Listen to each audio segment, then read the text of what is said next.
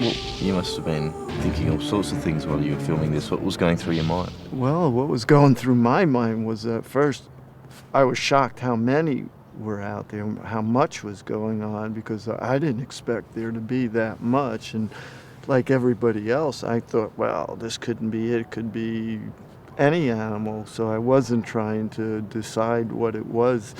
But after I saw the turn, make that turn, then I knew it had to be what we've been looking for. But I thought like everybody else, it could.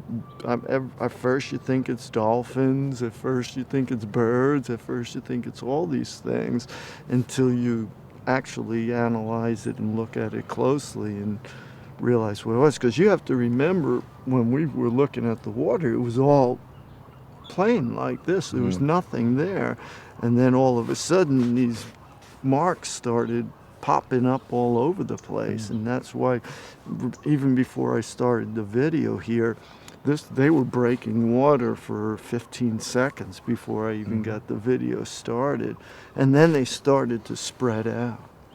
And that's when some went further to the left, and then they started to spread out. But at first, they all appeared in the same general area.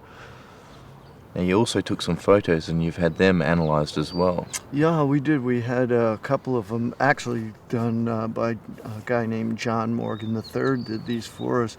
And he did some blue water enhancements and enlargements. And this was a close-up of as enlarged as we could get of the head and some portions of the body exposed above the surface by the buoy there. Portion is actually up above the water.